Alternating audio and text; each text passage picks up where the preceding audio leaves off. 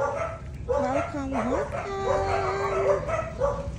Hello sa mga suki natin. Dito tayo ngayon sa aming munting bahay kubo. Ayan, ang dami pong damo-damo ngayon. Puno-puno kasi sobrang maulan. Pag maulan, malalago po sila. So, ayan po, lumaki na po yung puno ng aratilis. Ayan po yung aking bahay kubo. Malilinis tayo ng konti. At hindi ko na naayos ang mga halaman ko. Pero ayan ang aming munting gate. Ayan ang aking kubo. Sulyapan natin. Flex ko lang, nakakatuwa. Mayroon po akong tumutubo dito na ayan, malunggay. Gustong-gusto ng malunggay. Hindi talaga ako makapagtanim ng malunggay. Ilang beses na ako binigyan ni Ron ng malunggay. Nakailang beses na ako ng tanim. Hindi talaga natutubo. Buhay tapos hindi rin nagtutuloy. So ngayon sana mabuhay ka. Ayan, may natubo po dyan. So hopefully, ayan, may avocado rin ako dito. Ayan, nakikita ho ba ninyo yan? Ayan, may avocado ako dito nilagay. Dalawa to eh. Nasaan yung isa? Nilagay ko dyan para ito yung isang avocado. Kuha nga yung aking mga bag. Ayan, lumago na. Pero parang natumba yung avocado. Pamatanggal. Naka-alambre ba? Ayan. Pakilagay na lang sa loob. Ako na rin nagpabakod nito. Linis ko yung pinabakuran ko yan para hindi mapuntahan ng mga sino-sino. Ayan, dito tayo. Ayan, maraming tanim si Pastor. May mga sili kami dito. Ayan, buhay probinsya. Sili. Ito, mga okra. Tanim ni Pastor. Ang aking mabait na kapitbahay. Ayan, mayroong bunga na. Ayan, dahil bunga.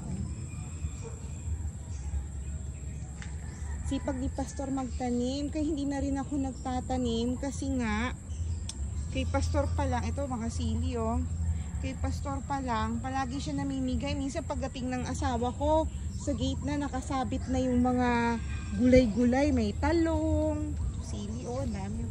May talong, may okra, may patola, ang dami binibigay sa amin ni Pastor na gulay. So ayan puro yan. Ayan okra. Kita ho ninyo. Tapos doon naman banda may saluyot. Ayan, daming okra. Pakita ko yung saluyot sa inyo. Ay, mamitas akong saluyot mamaya. Para magulay naman tayo ng saluyot. Ayan, dyan din ako nangunguha. Diba may mga na-video na rin ako dati na talbos ng kamote. Ayun yung talbos ng kamote. Doon ako namimitas. Dito naman, saluyot. Ayan saluyot yan. Ang sarap, fresh na fresh. Ang dami ditong sili. Ito sili din to, sili. Siling labuyo. Diba? Ang sarap dito sa amin. Mukha kang nasa probinsya. Ito yung pangarap ko, yung magkaroon lang ng ganito space. Kasi nga yung bahay namin ay apartment style lang, townhouse. Ayan ang dami yung tumutubong sili-sili. May mga itatanim ako siling bell pepper. Tapos ang tanim naman ako ng siling pangsigang. Sana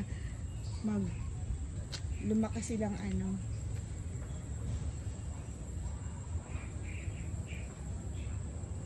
Ayan, so pasyal-pasyal tayo ulit dito sa aking munting bahay kubo. At ayan, sili ulit daming sili.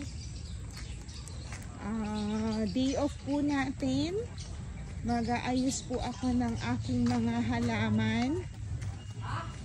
So, subaybayan nyo na lang po ang mga susunod na mga videos po natin. Ay, naglipat po ako At ang gugulo po ng mga halaman ko, hindi ko na sila maasikaso. Ayan akong bugambilya. Maglalagay po tayo ng mga dagdag na mga lupa.